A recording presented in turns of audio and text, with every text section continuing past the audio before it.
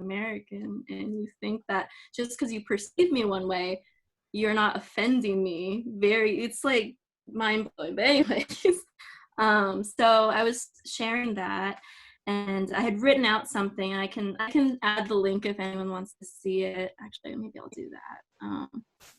But yeah, she has a much bigger platform than I do, and someone who has like 7 million followers reposted it. That's how I found out that it exploded. And so, there's some people with very disagreeable opinions that came out of the woodworks. But there's a lot of positivity. There's a lot of people who had faced similar issues, like navigating their identity and feeling dismissed, feeling like there's actually a few women who were talking about how even in their own community, they were lighter skinned Latina women. They said, oh, even in my own community, people tell me I'm not Mexican. Like I saw like this, it was really, it's really like, that's what I would want, is just a big discussion about like, well, these categories and how do they negatively hurt us and how do they separate us, and just, yeah, I think that was kind of happening. But then sometimes there's someone who they were pretty much, they were just, I felt like they were describing me like I was a pie chart. They kept telling me like, you are this percent this and this percent that and this percent that. I never said these things. I was like, oh, okay. And how is that relevant? But I think there was a racist person for sure. So it was weird. I will find it so you guys can enjoy it. That's so like, because I hope this doesn't offend you, Michelle, but like I've known Michelle for a while. I don't even know how long I've known you, Michelle, but I've known her for more than a year. Probably more. Okay, wow. Okay, more than like 4? Yeah, like a while.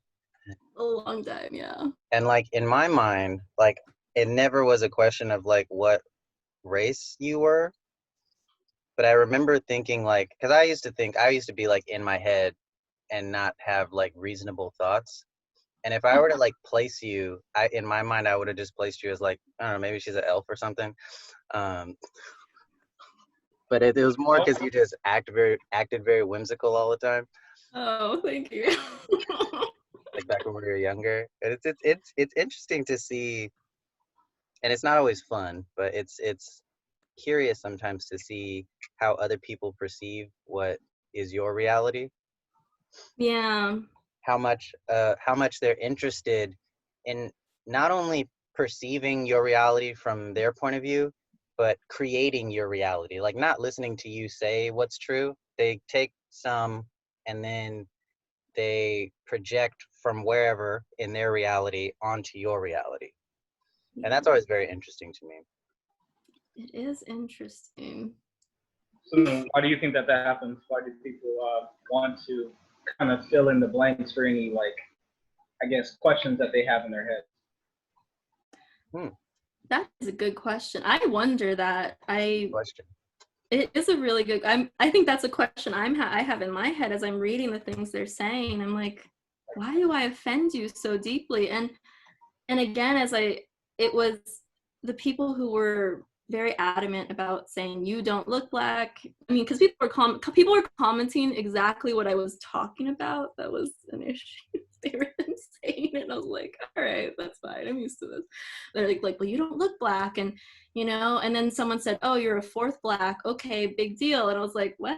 Like, it's really strange that it's a little perverse to look at me like a fraction in any form. And then it also makes me wonder again, like, why is my intention here is not to tell people to look at me differently. Like, I know how I'm received, and I know I receive privileges for sure. Like, it's crazy if I weren't to say that. I don't agree with it at all. I think that the fact that we exist in a society that permits these privileges for me is bullshit. Sorry. Okay, wait, I don't know if we're allowed to curse in this. It's nonsense. And so I'm acknowledging that, but I think the thing that I really wanted to say with why I'm sharing anything is to say, your understanding of race, it's set in all these harsh categories, it's like these harsh categories that sometimes can kill somebody because someone believes all these crazy harsh categories. They believe they know who someone is by looking at them.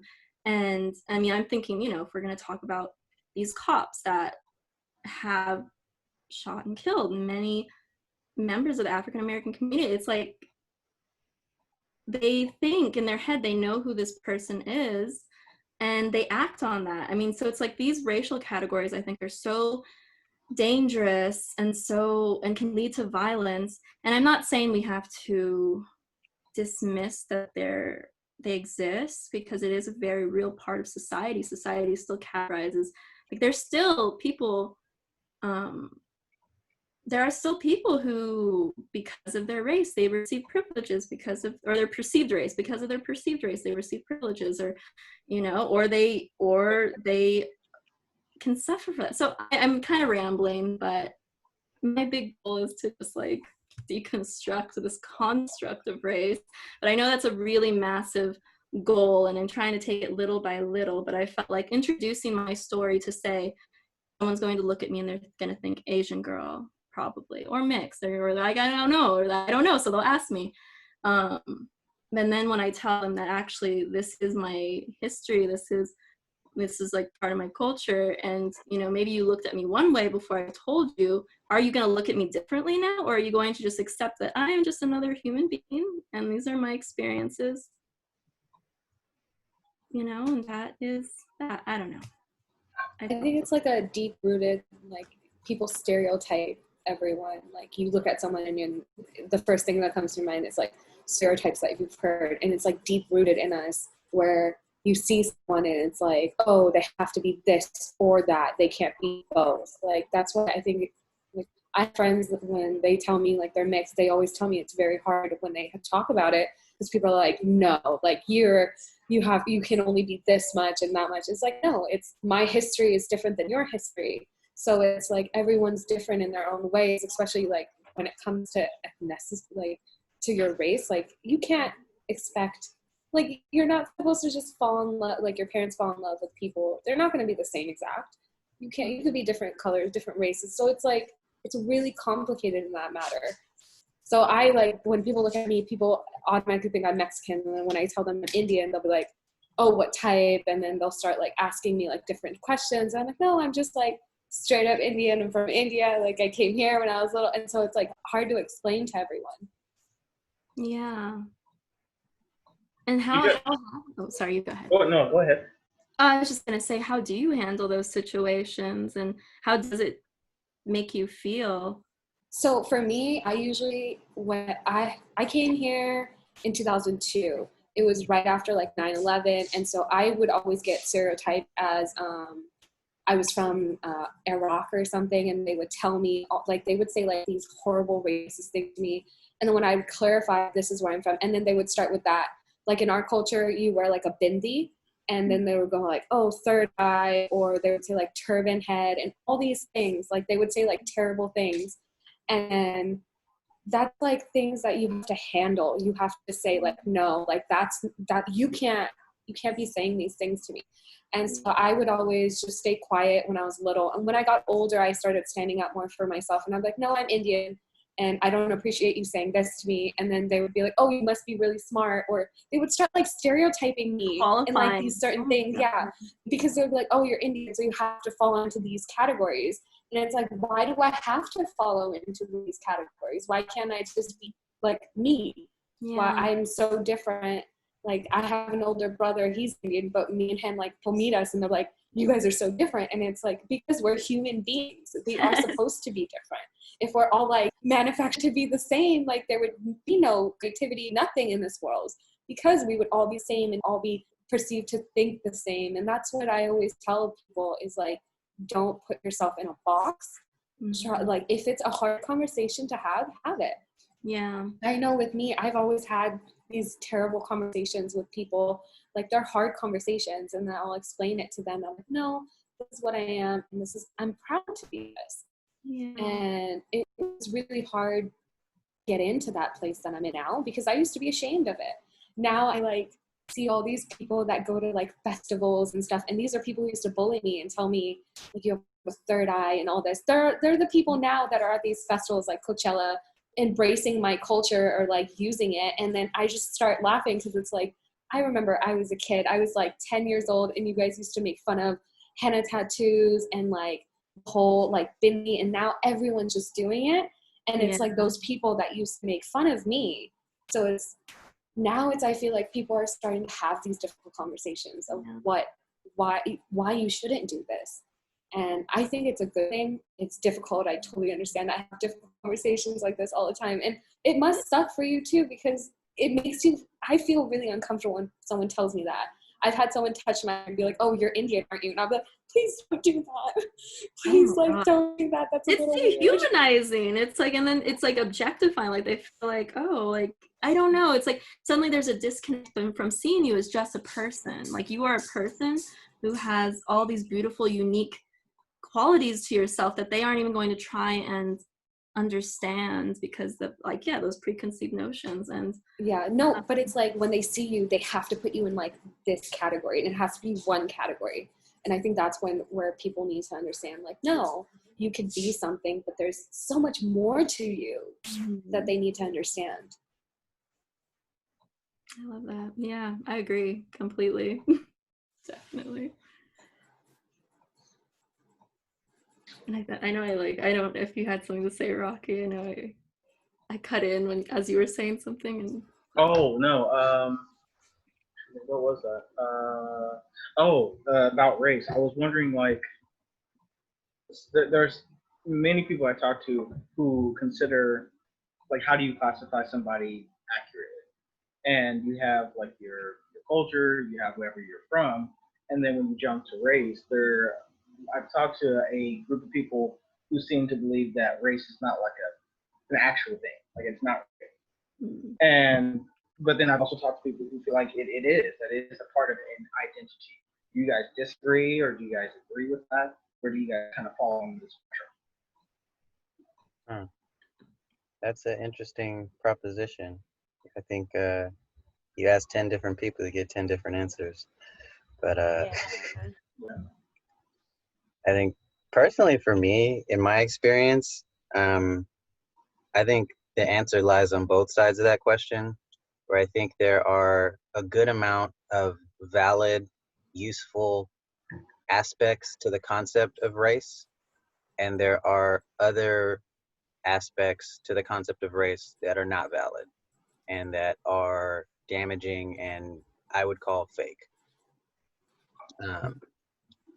I would say that there's this pseudoscience called phrenology. I don't know if you guys have heard of it, but there was this idea a while ago where you had like a certain shape of head. Like everybody's born with a certain shape of head. And if you could take accurate enough measurements of different parts of your head, you could like measure different bumps in different places and how wide your head was and stuff. And you would be able to like figure out how smart someone was, or if they were able to be good at math, or if they were a second-class citizen that had no leadership abilities and was deserving of being a slave and stuff. And this was like during American slavery, like, a while ago. But in the beginning, it was this idea because people had different shaped heads, and it was like, man, what if the shape of your head had something to do with your brain capacity? And people were seriously looking into it to see if it was a thing, which is like regular science. And it was like, oh, I have an idea. Let's go see if it's true. And then it kind of, started being like, yeah, this is not true. But there was a group of people who persisted in continuing to validate this idea of phrenology after it was proved in the scientific community to basically be bunk. And at that point, it became a pseudoscience. Like, oh, we looked into it; it's not real. But if you keep acting on it, then it's a fake science. And the idea was used as a justification to say why certain people deserve to be slaves and why other people deserve to be masters. And it was saying like the way that they are, the way their brain works, they're designed to be servants and stuff like that. And like we're just conforming to God's plan for each person and stuff like that. And that kind of idea, I would say, is not valid. The idea that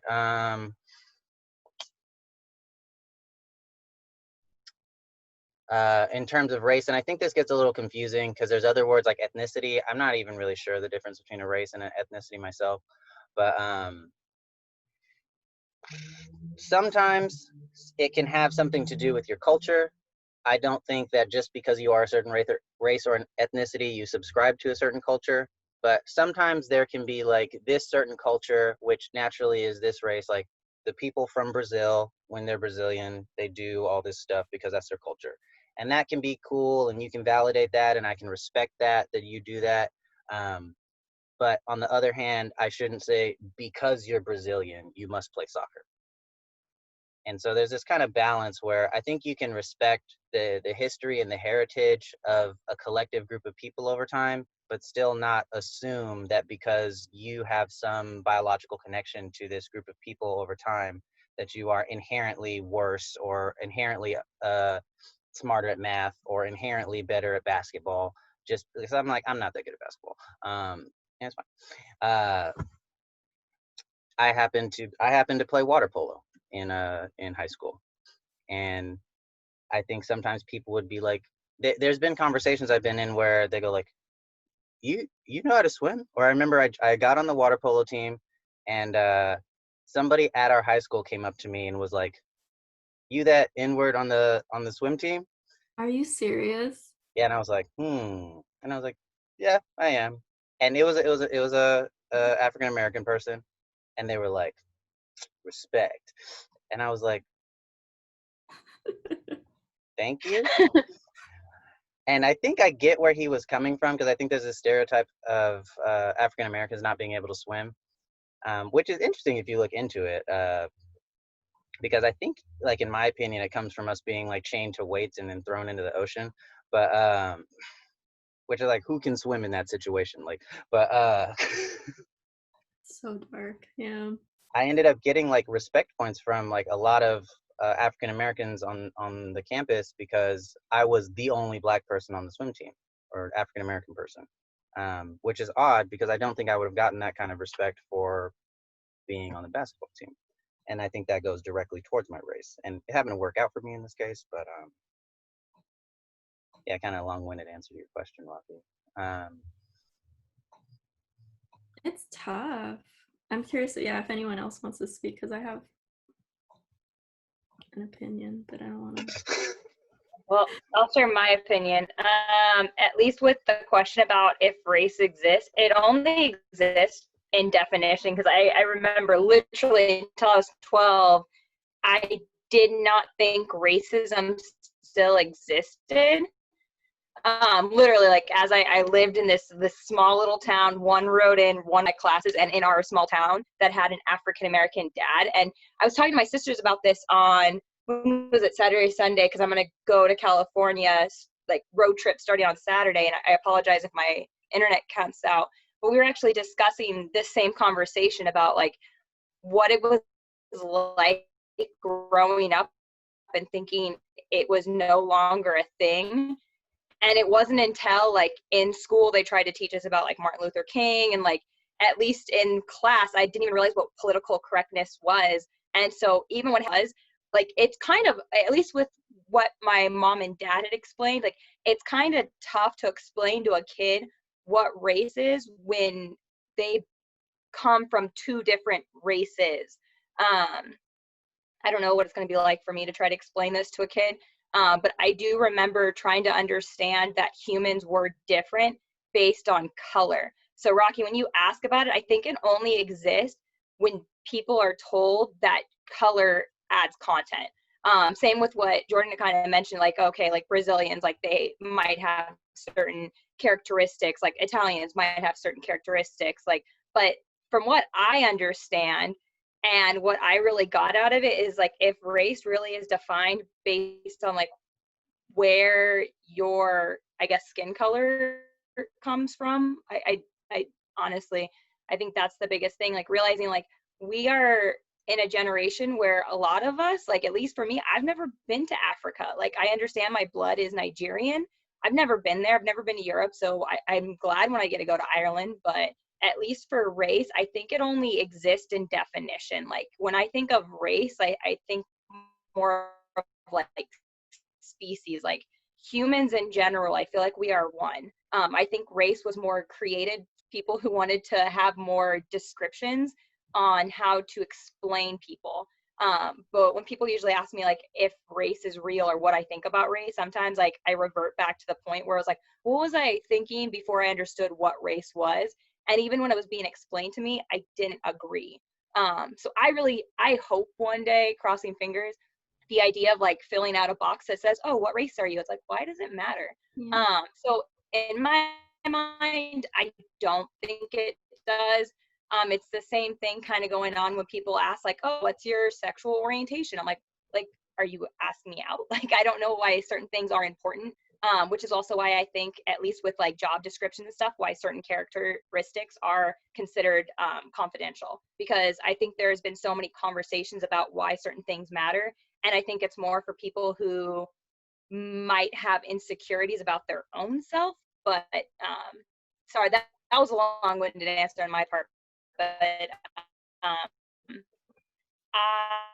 I don't think race exist. I think it's something, and instead of just being out, they already might have a little box about something, or maybe they've never met something. I'm gonna say something, but like someone who has certain characteristics or features, so they're trying to define it for themselves.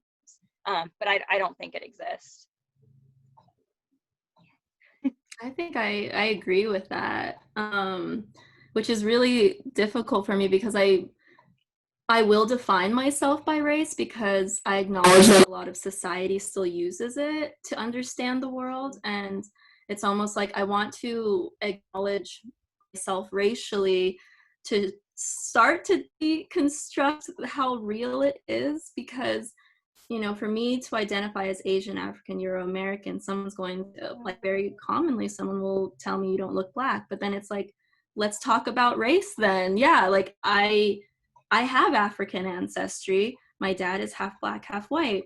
Just because you can't see it, now, like, do you perceive me differently? And so, race, originally, I think a lot of it was economic. I've heard that a lot, and I do believe that to be true. Like, it's much easier to control people or to have superiority over them, have power, if you can convince everyone else that they are different, they are subhuman, whatever horrible things, you want to get people to believe. So I am also on the side that I question it. I do think it's a construct. With ethnicities, I think that I tend to associate that more with cultures, or like culture of origin, or I don't know, like I would think that, like, Filipino is an ethnicity, and I would be able to identify with that. My mom is an immigrant from the Philippines. I feel like African Americans, it's tricky because, like, your ancestry is from like slavery, and so it's hard to say, like what you're saying, that you have Nigerian blood, but then you don't have that connection.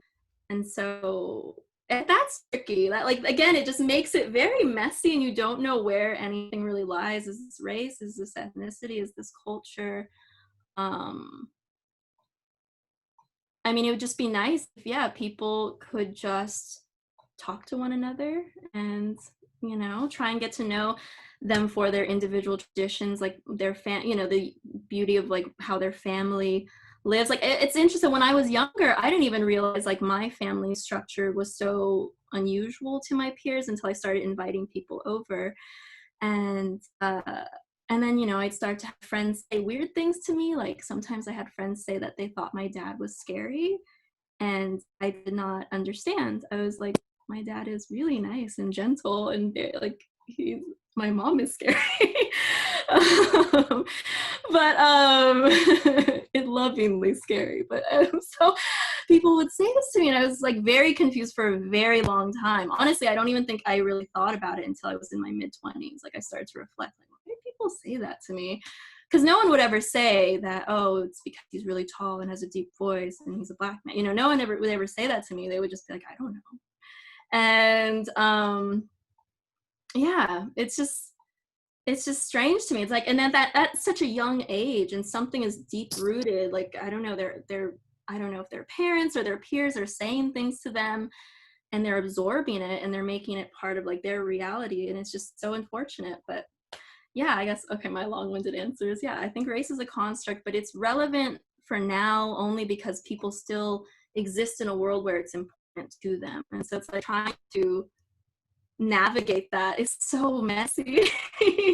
um, Hopefully we figure it out. And yeah, hopefully we don't, we don't talk about these, we just talk. That'd be great. Just get to know one another. Michelle, I was talking to Sona Lee last night.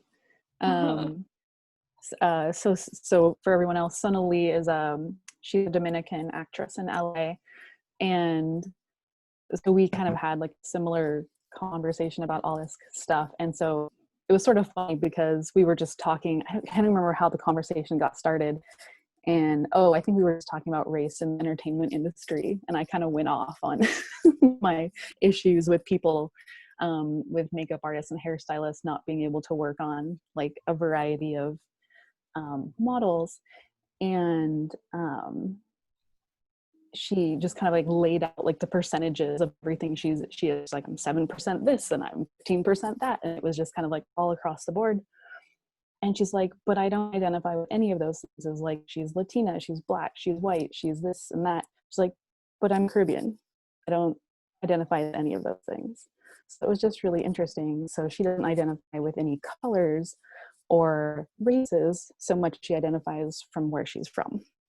Yeah, I actually, we were talking to each other. I need to reach out to her because okay, but we had a whole conversation. I was like, I think you and Michelle need to have a chat. Yeah.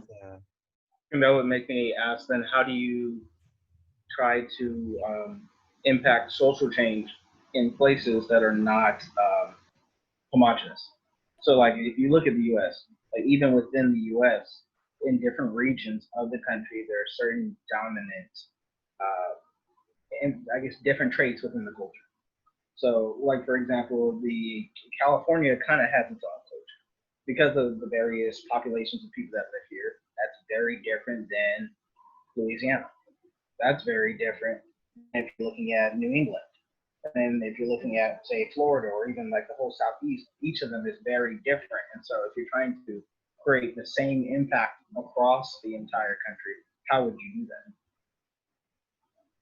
Well, I think like we're having this talk, like in my mind, kind of, maybe this is similar to Janine's experience when she was little, where I didn't think like racism was over. I had to be explained that racism was a thing when I was like 10, 11, 12. And I was like, what are you talking about? Because that doesn't make any sense. And I remember my mom, like I used to just play with people and talk to people that were interesting and that I thought were like safe enough to talk to. But I was like the kid who, like if we were at the mall and there was like a cool thing downstairs, as soon as my mom looked that way, I would just walk off and go look at it as like a 2-year-old and be like asking somebody like, do you know where the stairs is? I'm trying to get over there. And then go over there and like talk to the person that worked there. What is this? And then my mom would like I just like to talk to people and go exploring. And my mom would always say like, wow, Jordan, I'm so proud of you. You have such a diverse group of friends. And I never knew what that meant. And I was like, thanks, Mom. And I was like, whatever. And I like moved on because I was just like, she's just saying stuff because she's just trying to be a supportive mom. I was like, whatever. But like my friends were female, they were male, they were different colors, different cultures, they were different ages. I had like old friends and I had college friends and I had little kid friends. Like from the time I was like 5 to like 15, like my group of friends, I'd be like, oh, I'm going to go hang out with the high schoolers and they're going to go play Pokemon. So we're going to do that. Because that's all I cared about. I didn't care about anything except for playing Pokemon. And like when I grew up more and I got more introduced to this idea of race, it was always very like, it felt like you had to be taught this. Like this wasn't something you would come to on your own. And like it was just like everybody got taught earlier. That's how I felt. Like if this is a thing, like I would have never figured this out by myself. It's something that somebody has to make up and tell you. And I always thought like there's stuff like Rocky, you're saying there's like different regions that have like differences, like even in the United States. Like in my mind, like I think of California and I think of like or at least Southern California, because California is very different as you move up in latitude. Um, it's like Southern California is just a bunch of people and it's really hot. And if you're willing to drive 2 hours and you have money, you can do literally whatever you want. And there is someone here that is into what you're into, and you don't even need to know them. You just need to have the internet and you can find them and go do it. And then like in Washington, where I lived up there for a couple of years, it's like the way I think about that place is there's seasons there. It rains and the nature there is way better and everybody's into nature. And like what I'm trying to get at is like my understanding of the difference between regions, it has nothing to do with um, the inherent traits of any group. It has to do with the merits of that region and what the people in that region do and act like. And I think it's great to understand that there's differences in culture in different places, that people do a certain thing here, like in Spain they do like the running of the bulls thing. That's like that's a cool thing. But like I think we can still respect differences, and I think there are plenty of differences to learn from and grow from. And if you want to categorize to make yourself feel more, this is over there, that's over there, I know something, so I feel like I have a grip on things, which is fine. Like you can do that with stuff that is actually useful. And I don't think I know you can use race to be useful, like how people like use racism to make this culture fight that culture so they can sell weapons over there. Yeah, it's very useful because I get to sell weapons to you or I get to make you into slaves and like that kind of useful. I'm talking about like general like community, like we're all equals type of useful. Um, I think like the whole concept is like we should shift to kind of merit based differences rather than objective differences. And I shouldn't really care if Janine is a female or if she's a doctor or if she can, no, I should care if she's a doctor. I shouldn't care if she's a female or if she's a certain color or if she's a certain age. I should care more about if she's a nice person. Maybe if I like to go running, maybe if she likes running too, or maybe if she has a certain culture. Culture can be, I think, very confusing when you put race and culture, because I in my experience run into this idea where people think that because you're a certain race you have to be a certain culture, and that I find is in my experience is almost not the rule. It's like the exception. Like when somebody says I don't know, like African American, and then I go to their house and there's like hella African stuff in there, then I'm like, wow, like that's not what I normally encounter. Um, but I think like respecting the culture thing is important, but like kind of like separating that from the idea that you're a race. Like you can be any color and have hella African stuff in your house. You can be any color and celebrate Chinese New Year. It doesn't matter. And I think Michelle was saying, she was telling me the other day, like she has some like friend, correct me if I'm wrong, in Japan that I don't think is Japanese, like ethnical wise, but like culture wise, this is a Japanese person. Mm-hmm. Yeah, yeah. My friend Raylia, I can yeah, she's this really talented photographer, and she was born and raised in Japan, and Japan is. She's told me it's not very inclusive right now, but I think everyone's having these conversations and things are changing. But she's often called a foreigner, even though she speaks fluent Japanese. Culturally, she is Japanese, but she's Jewish. Her parents from Wisconsin. She identifies as Jewish. And yeah, her parents they moved to Japan before she was born. And so it's really interesting. It's like people perceive her one way, and they always think that she's just like visiting. Oh, that's so great. And then when she talks to them, they're usually like, whoa. But this has been her whole life. I mean, it's she's a very strong person to deal with that, like in very casual situations, like just riding the bus. And she, yeah, it's, again, it's one of those things that does make you really reflect on like what are these categories doing more damage than good, and or what categories are better. Like I think when I was a kid, the way I identified myself before people made me aware, because I think I'm similar to you, Jordan, in that I was made aware of racism and race because people kept asking me, what are you? And then I would tell them, and then they'd be like, no. And so my identifier was always artist. I'm an artist. I love art. Like that was what I wanted to identify myself as. And my parents, came second, I think. Like I always thought it was, like when people were surprised, I was like, oh, it's great. I didn't know that was surprising. But for the most part, I just wanted people to draw with. So, took a detour, sorry. But yes, my friend from Japan. I've been thinking so much lately about like how I learned about race, because like a lot of those questions have come up. And so I live in Seattle right now. I don't know if any of you have been hearing about the whole Capitol Hill Autonomous Zone, but it's a mile down from my house.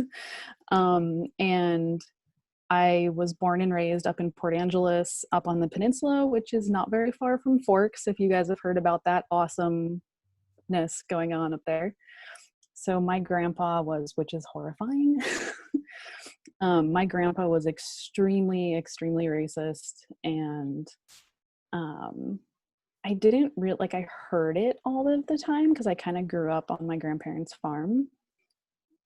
But it was like, those are adult words. Those are things he's saying I don't understand. And I just had I was kind of an artsy, shy person growing up. And so I was probably very different from most people. And so I kind of started to reflect back on how like most of my friends growing up were a different race from me, but I never really thought about it before. And so I started to kind of think back of like, when was the first time I kind of came up on that whole idea of race and being different, like color wise.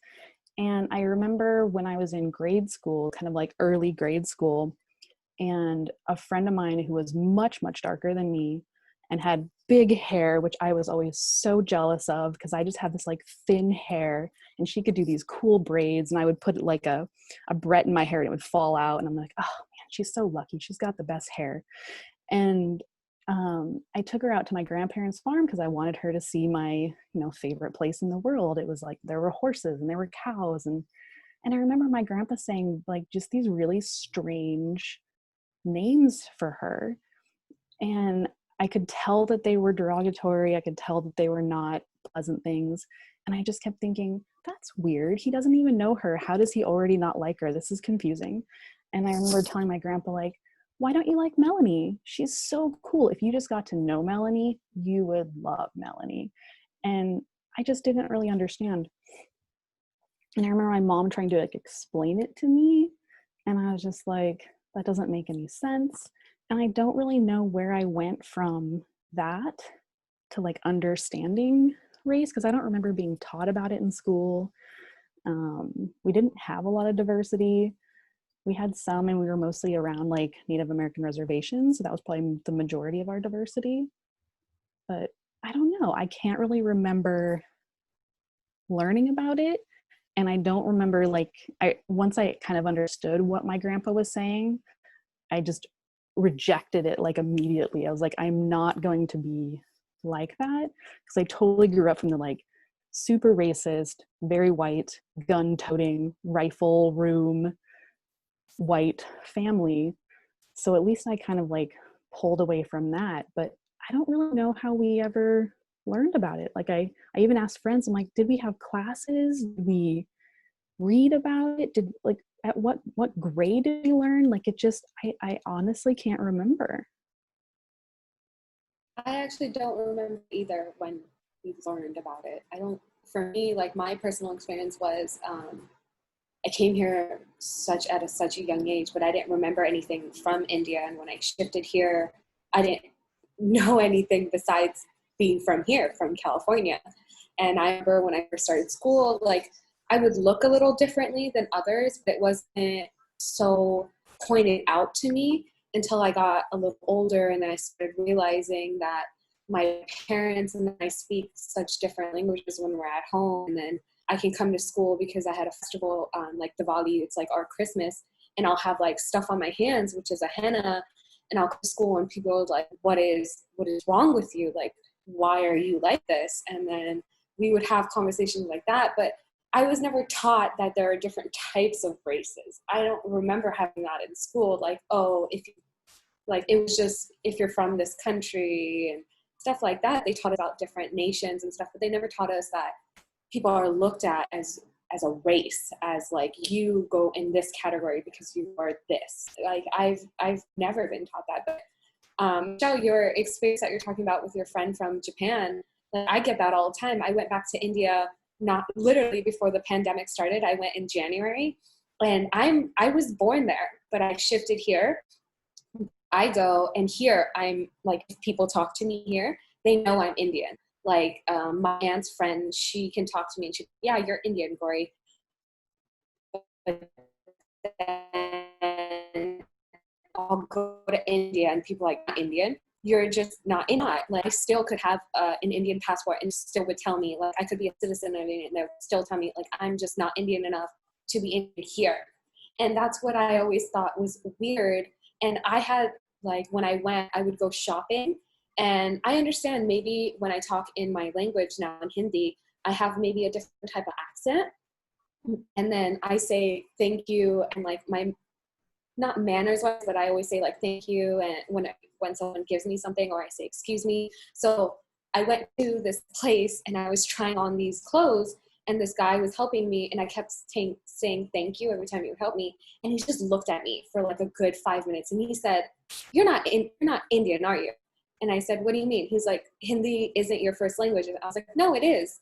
And he said, oh, well, you're just so very different. You must be from somewhere else. And that's the problem, that we stereotype people so easily.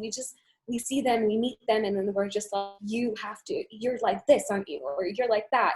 And I've always had that problem anytime we go. But when I'm here at home and I'll talk to my brother, we'll be talking in Hindi, and then we think it's completely normal. And then we'll go back to India and they'll be like, no, you're different and you don't technically belong here.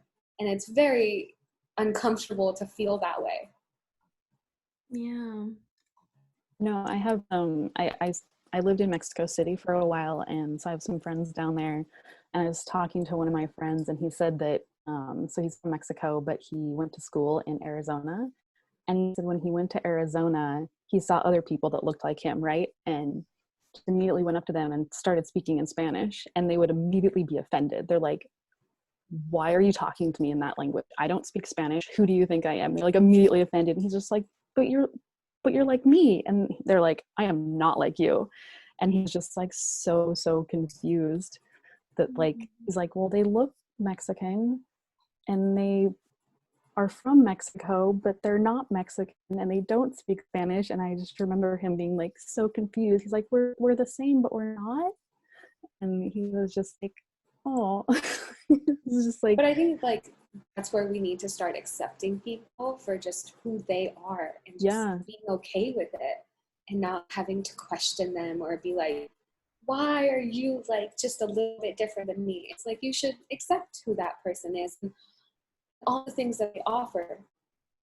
Mm-hmm. Yeah, he was saying that too. He's just like, that really made me like take a step back and rethink how I look at people and how I talk to people. And it's, I mean, I get, those kinds of things all the time when I tell people where I'm from. Like, oh my gosh, my grandpa grew up like a half an hour from Forks, and I hear these things from Forks, and I'm just like, oh no, we're not all like that. And people just automatically think that I'm just this like wholly racist, like I probably have guns and I hate all people, and I'm like, nope, none of those things.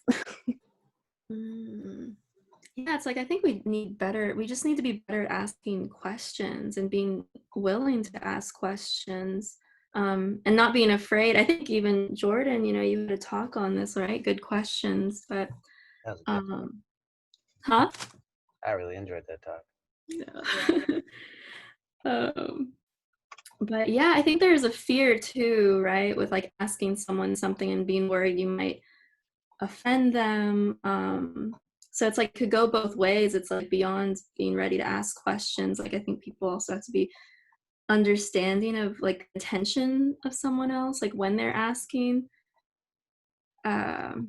Like so, like that post that I shared, I was getting there were some just aggressive people who were being mean, and I was just trying to talk to them in a like calm manner. Uh, and then there were people who were just asking genuinely. They were just genuinely confused. They were asking, like there was someone who's like, "You're fourth black, so what?" Like literally, someone said something like that. So then under it, at some point, someone wrote, "Wait, but it's math. You are." And I was like, and then they're like, "I don't mean any disrespect." And I was like, "Okay, like, all right, well, I will, answer this person. They do understand like what they're saying, and they probably don't know why it might be offensive for someone to go up to you and try and pick you apart, like an object. Like, how much of this are you? And how much of this are you? And how does that influence who you are? Because really, that's what I think is happening when someone who doesn't really know me is like, oh, you're like these percentages. Like, are you trying to now piece together what I might behave like or be because you have these percentages? And, it gets really gross. So I explained that to them, and they're like, "Oh, okay, thank you." And I was like, "That was awesome." The other person, however, continued to they held strong, and they were still pretty nasty, but that's okay. But I do know, like, I think if someone had asked me that, like 6 months ago, when I was really trying to like analyze some of the like little bits of trauma that I've experienced over time, with my identity, I think maybe then I would have been a little triggered, and who knows, I could have been like, why don't you just understand this? um it's tricky. I think I don't know if this is something that needs to be a bigger discussion, something that needs to be taught at a young age, is like conversation. Like, I don't know, that would be interesting if there were just courses on conversation and question and engaging. I don't know. And now I'm just riffing. Sorry.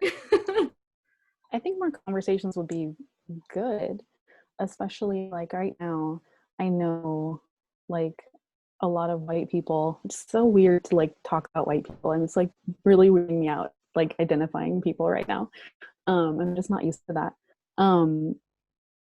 But a lot of us feel paralyzed because I'm trying to like jump into like, I'm not a very vocal person.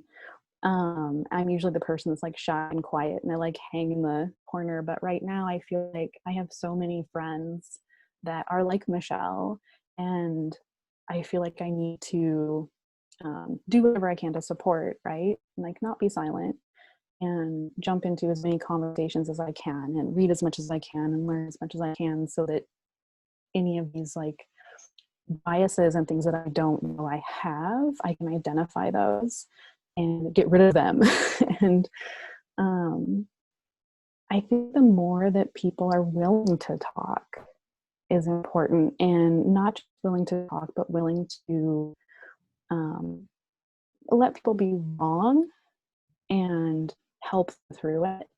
Because part of what I'm seeing with some of my friends is like we're all pretty similar in that we feel like we've tried to be better than our parents and our parents' parents, and include everyone and treat people equally. And so we're in this position where we feel like we're put into that category of you're the white oppressor, and all of these things are now our labels, and we're like, wait, hold on. And so we're we're trying to talk to people and find out more about this in a very respectful way. And we don't want to offend anyone, but at the same time, like, we also want to figure this stuff out so we can get rid of it, right? And if we're immediately met with hostility, we don't want to talk and we become silent and we don't learn. And I'm worried about the people that are afraid to talk and afraid to learn. And I've said,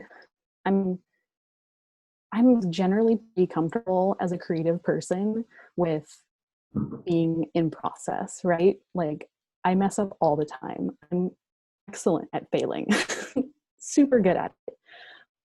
But what I'm not okay with is hurting other people. So I'm in this weird position where I want to become a better person so that I don't hurt other people. But in order to do that, I'm going to have uncomfortable conversations where I'm probably going to hurt people, and I'm not going to mean to. And trying to figure out how to talk to people in the right way. But now I'm learning that there is no right way, and I have to be okay with that. And so it's all this stuff where I'm like, oh, all the time, and trying to take it in. And so I saw something the other day that just really threw me back, and it said, you can't expect other people to have grace for you. You can't expect other people to be okay with you messing up. And that really, like, I cried for days. I didn't talk for days. And I just thought how awful that is, that we can't learn. And I'm in this position where almost everything I say is to be taken as offensively, as offensive. And it's the absolute last thing I want. I don't want to be offensive to anyone. And if there's something because of, you know, my privilege or who I am that is offensive to anyone, I want to know that, and I want to fix it. And so I really like this conversation in this particular forum, because to be honest, this is the first discussion chat where I feel like everybody is kind of on the same page in terms of everyone's just talking and listening, versus I've been in some forums where some people have kind of come across as like the expert. And so everyone's a little afraid to say something because they're going to get jumped on. And the last thing you want to do is get jumped on. So I've been in some conversation where I don't say anything because I'm afraid to. And that sucks. That doesn't help anybody, because I want to talk to people. I don't know what you guys think about that, but I feel like that's a lot of people. I feel like there's a surprisingly large portion of the population that is essentially kind of on the sidelines, and it's in different situations. It's not just like a race thing, because there's certain issues that affect genders, and there are many people who just have not dived into learning more about it. So they're like, okay, I'm just on the sidelines, and I think that this tension, that the very thing that you're talking about is kind of counterproductive, in that it doesn't give you the opportunity to make the mistakes, to foster, to learn, to grow, because that's a time and a period where you need to have a safe space, basically. And I kind of equate it to, like, for the company I work for, we have interns that come in, and many times I explain to them the whole point is you don't want to be in a situation where you're afraid to make any mistakes, and you want to stay in a safe space, only do bare minimum because you think that that's a safe thing. Like, no, this is really the time where you want to experiment. You want to test the edge, test the boundaries, because you're lucky that in the internship, worst case scenario, I mean, like the absolute worst case scenario, you have to get placed somewhere else, or you quit the internship or whatever. But that's kind of an extreme case, versus a job, yeah, you're going to get fired. And obviously, like, you have that responsibility of trying to make rent, trying to get your bills paid. You have all that pressure where it's like, hey, like, I got to keep money coming in. And I think with conversations like this, but just in society, we need more of those spaces where it's like, hey, you come in, talk, and it's fine if you don't have the answers. You're probably going to say something stupid, but it is what it is. And I think, I don't know, maybe if that's a combination of maybe Jordan setting like the temperature, or it's just kind of the people who are naturally gravitating to this are just have cool vibes. But for the most part, I haven't felt like coming in here like, oh, if I say something out in left field, everyone's gonna be like, this is like an idiot, get him out of here. I I'm listening to you guys, and like there's times where like you listen and you're trying to listen to understand, but then there's a part of your mind that's still, oh, that was really good, I have a thought for that, oh, that was really good, but you're still trying to like understand and not like jump all over somebody and respond before they finish talking. But I did want to say something to Lisa, and this is my opinion, this is my thought, and I'm not trying to be like the dictator owner of this thought, but I'm trying to say like this is not like the truth, but this I think this very strongly. um there's people who are offended that I exist, and that I have encountered people that are offended that I exist. um and what I've learned from experiences like that and other experiences is I'm not even sure if someone has to be offended by anything. I think in a lot of cases, whether or not you're justified, I think there's a lot of like justified, it makes sense, okay, yes, yes, yes. But people decide to get offended or decide to get hurt. And I'm not saying they don't have a place to do that, or they don't have, they're not coming from a good place. But if you say the same thing to 10 different people, or 100 different people, or 1,000 different people, and they have different reactions, to me that says that one action is not forced upon somebody. There's some decision process going on in how you react. And if you're trying to ask questions, even if they're very hard questions, or if you're seeking to understand, and somebody is not being gracious or giving you like the benefit of the doubt, that does not at all mean that you're doing something wrong. I feel like this is a common experience where someone tries to get someone else to do something, like somebody tries to get me to do something, but I have a boundary and I say like, no, I don't do those things. And then they get mad at me, and that's okay. They're allowed to get mad at me, and I'm allowed to have boundaries, and both of those things are okay. And I think remembering sometimes that like me being offended about somebody saying something that involves the N word or involves the word black, it doesn't make me like, oh, he's right because you said something that involved race and you were that race and he's this race, so he's righteously offended and you're wrong. Like, that is baloney. Sometimes it's true. Sometimes you're being intentionally hurtful or this or that. But if you ask a question, like if you were like, well, I mean, I was never taught about race specifically and I don't understand. Why is the N word bad? Like if you ask that, that's not offensive. Some people are offended, but I would argue that the most offense that could come from that is somebody being offended that you don't know, which to me is very strange, that somebody is upset that you don't know something and that you're trying to understand it, like you've acknowledged that you don't know it and you're trying to learn. But I can understand sometimes, like Rocky was saying, like we have different pressures on us.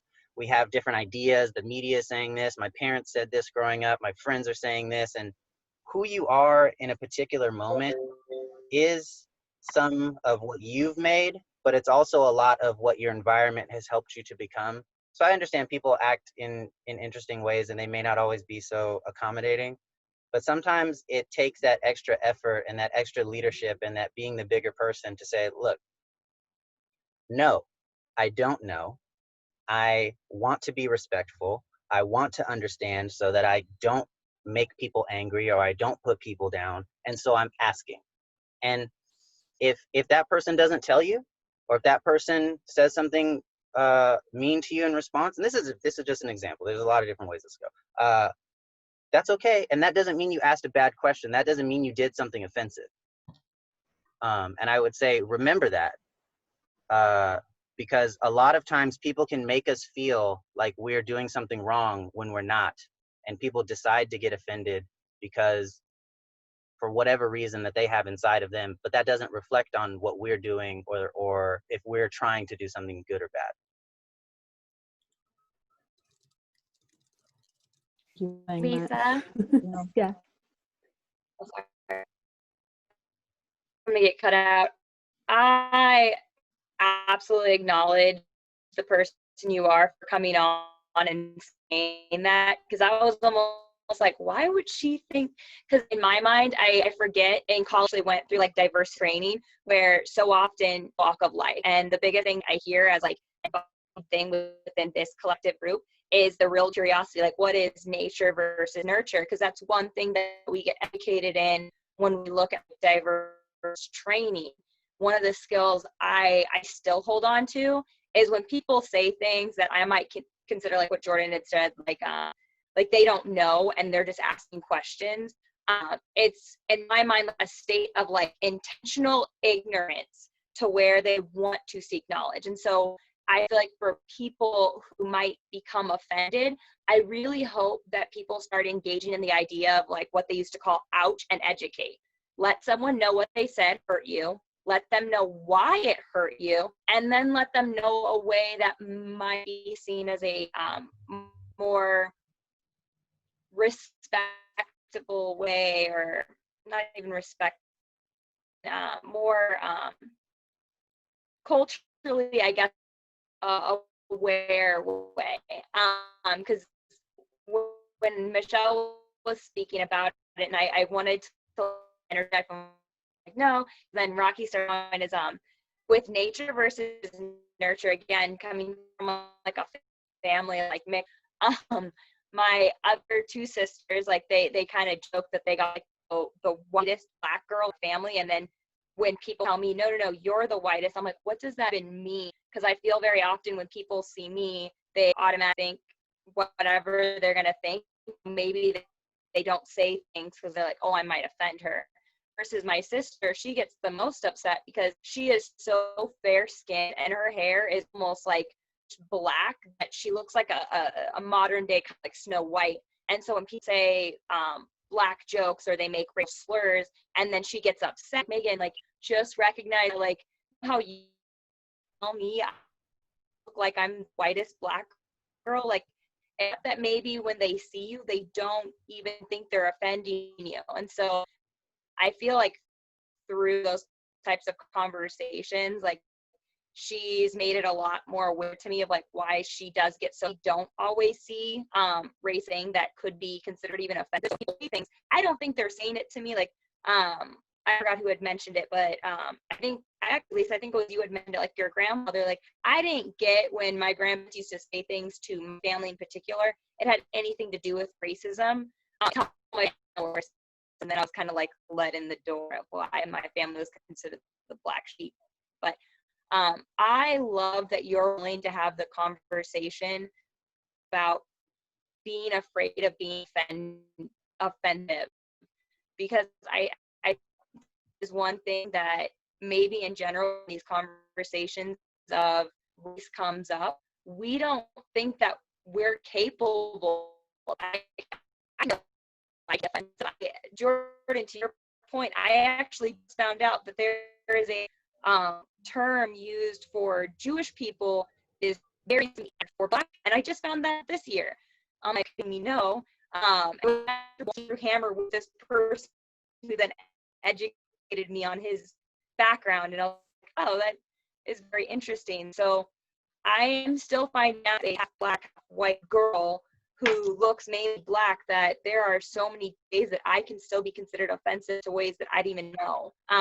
But I love that there's still an ability for us to have types of conversations where we can admit that we might become offensive and we would like to openly offend people. And I think that really comes down to, like, as a collective, what hitting is like, we are a bunch of different people that are representative, at least what I consider like the world, in different states of like what is it way, but know that we've all been nerd way that a person, a Democrat or a Republican. I've got very sides on both, and I'm just glad to at least give me the liberal vote. But yeah, there are different ways that even if you're raised in a certain bubble or you're raised in a certain area, I think Rocky, like what's it like for people who might have grown up in like New York City versus people in Florida versus people here in Minnesota, um, where even in their households, there is such a different dichotomy behind what they think is offensive versus what they think appropriate to have at dinner table. And I'm starting to find out very, very quickly within at least that I'm actually realizing I know less of you that I would even, Michelle, I think that is awesome, because very similar, like my sister goes to the same, people just look at her and they think, oh, you're a white girl. No, actually, like I am African American. And then when she posts things, they say things offensively, and I'm like, back up. Like, you have no idea what my sister has gone through. So it's also realizing that what we also get offended by, I'm starting to put myself in check, because it's like, maybe people don't have the intention of being offended, but if I feel offended, like, what is it saying about the parts of me that are being heard? Because maybe when people do say things, we're not realizing how we might actually be considered offensive as well by being offended. Because if I ever get offended by something you would say, Lisa, I feel like it would be my responsibility first to find out what was offensive, knowing that is a line that is kind of blurred. Because I think Michelle made me feel it after we were like talking about like, oh, we don't believe in the idea of like the term race, but then I was realizing like, is it a conversation we shouldn't have if they got like a very watered down version of it? So maybe they're just trying to seek clarity. But I think these conversations are shouldn't. But yeah. That's different. I don't think I've ever heard that before. That you can be offensive by being offended. That's different. It's a different idea for sure. Yeah, it's like when you use your victim power to create victims. Um, I don't know if you guys ever, I don't know what the term is, but in my mind it's like active self-victimization, where um, Are you saying like when you're talking to someone and you automatically take the most negative approach out of everything that they're saying? Like someone might say like, "Oh, you look really great today," and you switch it to like, "Wait, so you're saying I don't look good like every other day?" And you're like, "No, that's not what I'm saying." Well, no, I get that, and I don't like, that's not my favorite thing, but like when somebody becomes the victim in a way that makes you the attacker, and it turns you into a bad person because they're getting hurt. But if you look into it, are they actually getting hurt? And it can fall, like, I think a very extreme example of this is during the Jim Crow era, when someone would accuse someone else of raping them, and it didn't happen. They become the victim, and then the other person might get lynched because that happened. Um, and so I self-victimize, and it causes other people harm because that's me going to like the woe is me, but it's sometimes when it's like not called for. And I really want to be clear that I think rape is very serious, and when it does happen, I think that there should be justice and it shouldn't happen. But there are cases where it never happened, and people get their lives negatively impacted by accusations. Another one is witch trials. People would accuse other people of performing witchcraft on them or something like that, and then these people get burned alive. And I'm very grateful that today the type of punishments are less severe for things like that. Like, we don't really burn people alive anymore, I don't think. But you can still hurt someone by making yourself a victim out of place. Because I can teach you that I'm mentally training you or emotionally training you that you're not going to get a good response when that happens, and I'm like giving you negative feedback to show you like, don't do that anymore. I think it's equivalent to when parents, they do certain things sometimes when they go like, don't ask questions, or because I said so, or like, why would I do that, mom? Is like, do you want to get hit? Then just do it. Like with things like that, where that's not necessarily being a victim, but it gives the same feeling. Where if Michelle says something to me, or Lisa says something to me, especially in public, and I go like, oh my gosh, I'm so offended. How dare you say that?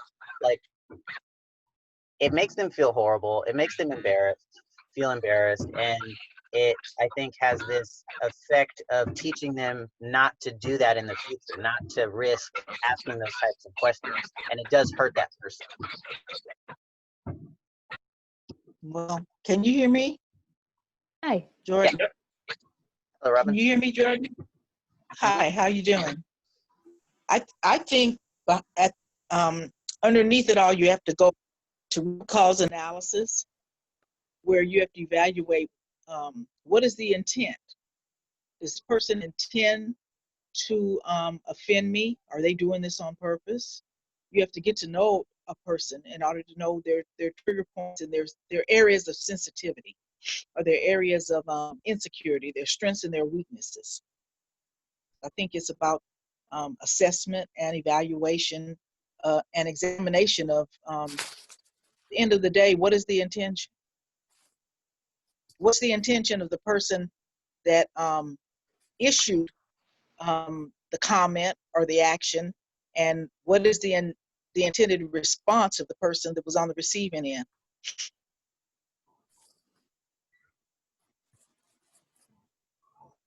You know, because there are some people that want to lay a guilt trip on others.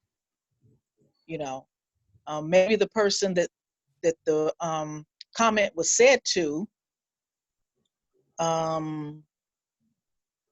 is overly sensitive. Maybe the person that said what they said didn't really mean it. It was received a different way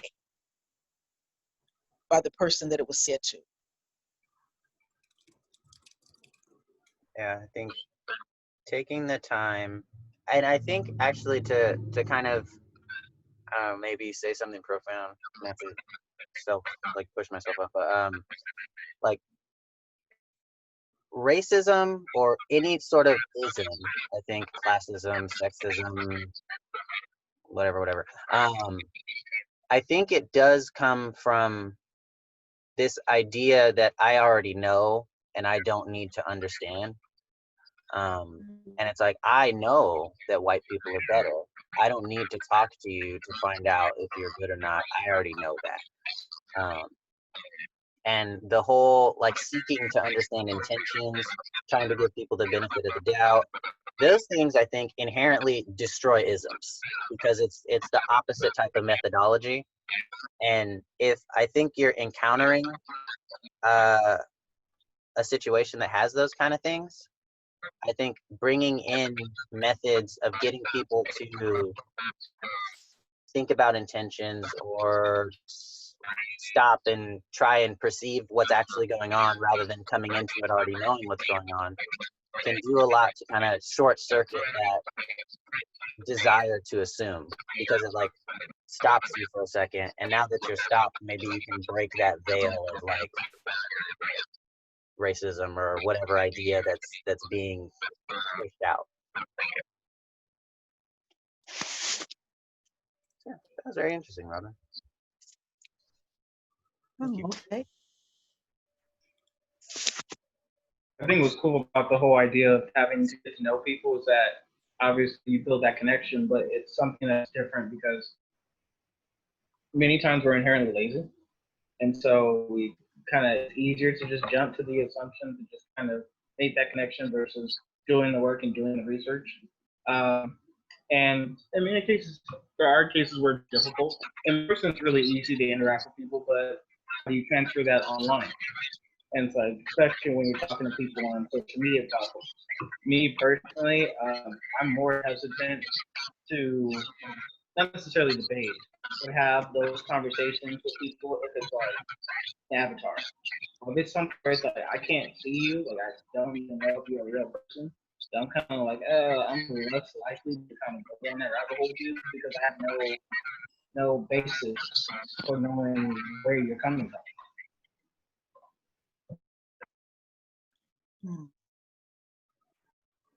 Do you need a basis to know where someone's coming from? I think when you're judging someone's sincerity, or if they're asking a question or they're posing an idea, especially if it's one that can be interpreted in many different ways, then you need information to figure out, okay, how was this person saying this? What connotation are they using? And sometimes that's hard to do when it's you can make, I guess, certain. I guess there's still assumptions, but you can make certain ideas about somebody. It's like, oh, they're a father of a certain age, have a family, versus, and especially because you can see through social media, they may have pictures and all this other stuff going on, versus it's like your picture is an avatar of some random character that has nothing to do with anything. And your name is Starkiss124. It doesn't tell me that you actually are a person.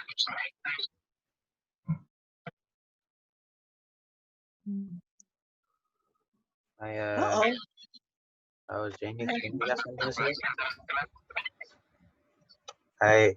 I appreciate you for sharing that, Rocky, and I don't mean any disrespect by this, but I'm glad you brought that up because I feel a lot of times in these kind of spaces, they become these very strange spaces where we're here to be open, we're here to share, we're here to grow, but we can get into this mode where we only say things we think other people are going to agree with. And I personally don't agree with what you said. I think it's okay. Oh, Robin, you mind if I mute you? I think you're giving some feedback. Okay. Yeah, go ahead. Okay, cool. Thank you. Because I think there's a strong desire for us to know things so we can feel comfortable in the world, but there's no strong mandate for us to know things in order to seek to understand. And I can have a great conversation with an avatar, and if I need to see someone's face, I mean, I understand that there's facial expressions and there's like information that's being transferred by being live and stuff like that, and intonations and all that stuff, because like typing doesn't give you as much information as hearing a voice, which doesn't give you as much information as seeing somebody. I get all that, and I agree with that. But I feel like it's a very slippery slope to try and profile someone based on certain actions they've taken, or if they have kids, or if they're married, or if they're from a certain place, unless you have lots of reason to believe. Like if like Michelle has kids, and that doesn't make her empathetic to kids. That doesn't make her a great mom. It makes her a mom, but I would have to watch her in certain circumstances and really observe her momming to like start building this idea that she's a good mom. And if I'm like, oh, she has kids, she's probably like this, let me treat her that, like that, I think is the same line of reasoning as racism. It's making assumptions based on something that I don't really have information about. And I think it can be dangerous because if you practice the motions, it can be much easier to do something more extreme later because you've been practicing it in different forms. And I do think that we have a strong desire to do that, but I think it's important to try and fight that and really go off the information that you actually have. Well, yeah, I think I can see where that would make sense. And I think the hardest part is that when you're dealing with people online, you may have little to no information. And so that is an additional hurdle that you may have to get over. And I think most of the time it's there's nothing malicious about it. The only time that it's kind of really I wouldn't say dangerous, but where there is conflict mainly is when you're dealing with trolls. And that's not something you don't really know until somebody says a certain thing, and it's just kind of like, maybe if you keep hitting a brick wall, other times you're just like, okay, I've said this 8 different ways. This person still doesn't get it. They're just not trying to get it by. Versus like when you have those encounters in person, I can see if you either truly don't understand something or if you do get it and you're just being difficult. There's certain cues or certain things I'm taking in the experience. But to the point that you're mentioning, it is kind of a slippery slope once you say like, I have to have these parameters to have a conversation with someone, because there's nothing that really stops you from adding on one more, and then all of a sudden you're only dealing with people in this really small box that fit this one particular type of set of conditions that you're willing to have the conversations and kind of you can drive with.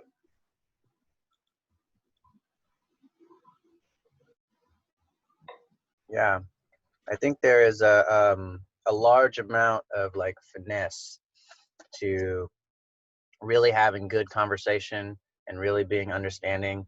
And I think it's a skill that you have to learn and practice and cultivate and fail at and get better at over time.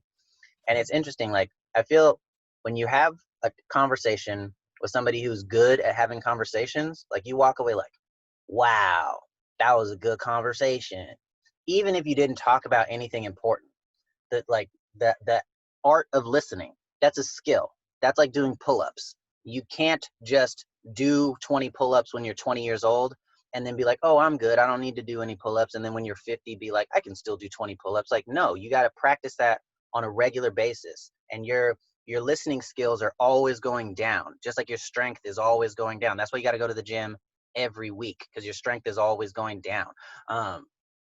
And so you got to practice active listening. You got to practice talking in a way that's understandable. Don't just use a bunch of industry terms or dictionary terms that only you know. Try and listen to the other person. What kind of words are they using? And not necessarily to profile them, but to try and be understood. I think the point of conversating is to give and share information. And if I'm talking way too engineering for you guys, then you're not going to get what I'm saying. And so I try to say other things, or I try to use analogies, or I try to use a cartoon, because maybe you won't understand why electrons flow backwards, but they really flow forwards because of a misunderstanding in the 60s about sign conventions from electrical. Like maybe you won't understand that, but maybe you guys do understand, I don't know, some popular reference to some song or something like that. And so like trying to choose words that people understand, trying to actively listen, and cultivating that idea that you, as much as you can, try to hear the other person as if they could have something that's correct and useful, and as if you may not have the full story or you could be wrong, which is, I think, very difficult, and it takes a lot of practice to listen without wanting to react and cut people. Oh, let me stop you right there. I'm gonna say this because I don't want to finish having you listen. I already know what you're gonna say. Don't do that. Having this listen, pause after they're done talking, think for a little bit. One of the things that I love when I talk to people and I'm like, this is gonna be a good conversation. When I say something and somebody, not to like toot my horn, but like when somebody says like, I haven't thought about that, I'm gonna have to come back to you on that. Like when somebody like doesn't just immediately respond, they're like, wow, okay, that was a good point. I don't know, I need to think about that. That's like, I respect that, and I'm like, this is gonna be a really good conversation. Still trying to get back to I'm trying to get back to my boss before we end for the day. Hello, Jaime. Sorry, I'm still working right now. I think, Rocky, you try to get as much information as you can. But I think sometimes because we're impatient or emotional or we're human or whatever reason, we tend to confuse our desire for information with actual information. And we fall into this fallacy of the assumption of information. Like we assume this is true because I can put two and two together. I'm smart. I know what I'm doing. I've been here before. But to try and not do that, no matter what it is, try and draw conclusions based on facts that you have received from the person. And I think that's like, to me, the best way to fight isms and to fight like unrealistic thinking is to yourself think as hard as you can and not allow yourself to do unrealistic thinking, which I'm saying that because I think like racism and these kind of like ism ideas are not realistic thinking in my worldview. Yeah, I can see where that comes from. I think one of the places I feel like is the easiest to try to exercise that in is like sports. Because in sports? You said? Sports. Okay. Yeah, sports. Because when you're fans, people who are fans, especially in American culture, when you're fans of teams, it's an emotional experience. And It's one that people have, and I'd say 90% of the time, it's not logical. Like you have this love for this particular brand of this team. You support it, you pay money into it, you spend time, and in the best case scenario, they win. You don't get anything out of it. Like you don't actually like the big reward, the big money, all the stuff that comes with it. That's not something that actually benefits you. But it's still something where it's a relationship that, for whatever reason, we have embraced. And so, in many cases, people bring that emotion, that passion with them into the debates that they have about their teams, whether Team A is better than Team B, or if Team C robbed Team D of a championship. You most of the time you're not coming into those arguments um, just a place of strictly what happened, who did what the points were. You're kind of approaching more from what was the atmosphere, what's the look on his face, how did I feel at the time, and that kind of influences the argument. So it's easier for me to exercise with people if I can try to remove that attachment where inherently in the debate, naturally I want my team to be right or to be correct because that's my team, and just kind of take it from, well, what actually happened. Is it possible that I don't know? I'm trying to think of a good example. If I was a fan of the Astros, is it possible that they cheated? Did something happen? Or if I was a fan of, I don't know, some other random team, it's like could things have gone wrong? Could I be the villain? I think many times a lot of people think of stuff as being heroes and villains, and nobody wants to be the villain. No matter how it looks, no matter what the situation is, you still want to kind of see yourself as being automatically correct. And it's like you have to take yourself away from that and say, switch the goal to being, I guess, not right, but being correct. I don't know if that makes sense. I almost think it's like switching the goal to just wanting to learn, right? Maybe is that? Yeah, I think so. I mean, cause a lot of times say in some arguments, so they'll make a point about not trying to be right. I just want to be accurate. And it's like, so it's not so much this issue of like me saying, oh, the point of view or the argument that I'm making is the correct argument versus it being like both sides are trying to get to what actually happened. What can we verify? What can we base as our truth, as something that is verifiable?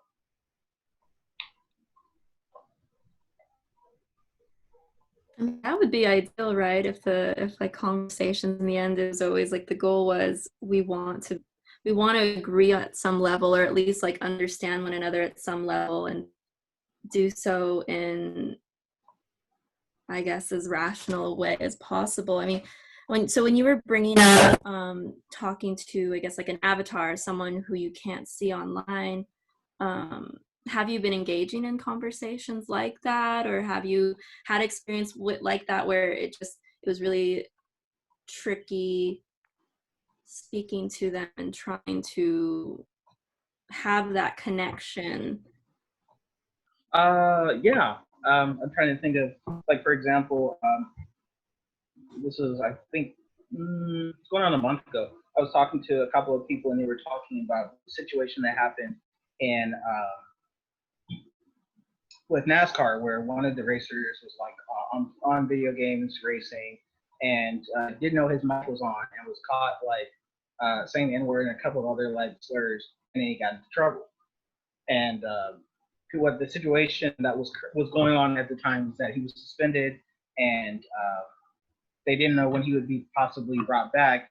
But the people online, the avatars I was talking to, were saying that that they were making it that they didn't understand why it was such a big issue, in that they were equating it to something that happened previously with a football player named Antonio Brown, who got in trouble he's actually been in trouble for several things.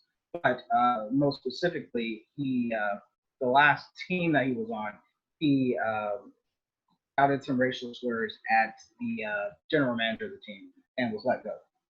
And they were trying to equate the two and saying, what's the difference between them? And this was an average. So first off, the first struggle was like, I can't necessarily see, is this person this person asking a question to be genuine, or are they asking a question in that they already have this, they're already predisposed to having one particular idea inherently. So they're already leaning a particular way. So it's not a genuine question. It's just, I'm just trying to be argumentative to say, like, without actually coming out and saying my opinion is correct, trying to just wrap it in a question. And it's like, without you knowing that, well, how do I actually try to explain what's going on to you without trying to be a jackass, basically? And then with that, I kind of had to take it to the beginning and say, like, hey, well, you have one particular example where one gentleman was, in this particular case, got into trouble, had made some serious issues, got kicked out of the sport, and this happened, let's say, either September or October. And since then, he still hasn't gotten a job. He's still, like, nothing has happened. The other guy is gone for a month, and he immediately gets signed back to new teams, and he's already back in the running. And so I was letting him know, like, hey, you're not equating apples with apples. You're talking about two situations where there are some similar traits. They were handled in very different ways. And to compare the severity of the situations, I was letting him know that in one case with this NASCAR driver, is a very talented athlete, but not necessarily someone who is at the top of his game. In many industries, we find that when people have poor conduct or they mess up, they screw up, typically when you have some commodity that people want, they will make excuses for you. Either if you have a lot of money, if you're really talented, if you are seen as being very beautiful, whatever it is. Like, people are more willing to make excuses for that person versus someone else. And in this particular case, I told him, it was like, well, you're comparing a guy who is nowhere near the best in his particular industry versus someone who is. And it's like, I mean, I was telling him, like, that's one of the clear, obvious ways that you can look at the situation and see that you're not comparing the same thing. So you can't just say, well, what about this? Isn't that the same thing? No, you're not. You're not comparing very similar situations at all. And you have to kind of look at the fine print to see all the different layers of what's going on.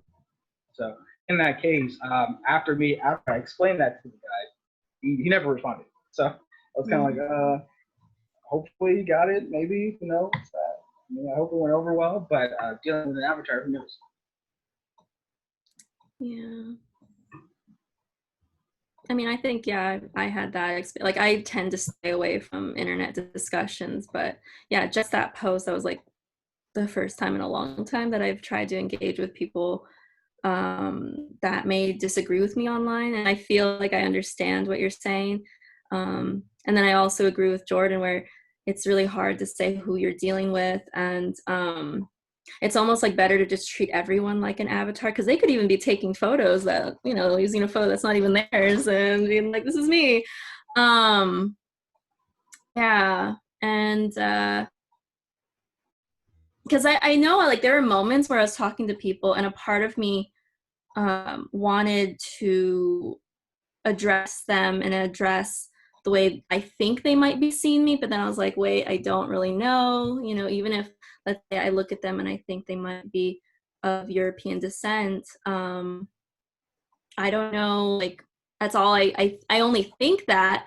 And there's actually a case where I was talking to someone who was like, it seemed like she was genuinely confused as to why I was offended, you know, or it's not even that I'm offended when people tell me or ask me what I am, but I'm offended by how they respond and if they say you don't look Black. And I think that you know, it's like, oh, it's the way they say it and like what they might be inferring by saying that. She was confused, and so I was talking to her, and I ended up finding out that she's from Greece, and so she's not American. And I think in Greece this isn't an issue. And it was only after we were talking for a while that she like finally unveiled that like, I don't understand Americans. And I was like, oh, okay. But I think before that I probably was coming at her from just the assumption that she was an American and that she would just get it from everything that I was saying. And so then I had to try and switch gears. I don't know if she's responded yet, but that was tricky. It's really hard. It is really hard talking online. I mean, it's so much better to see someone face to face and engage with that person in the moment.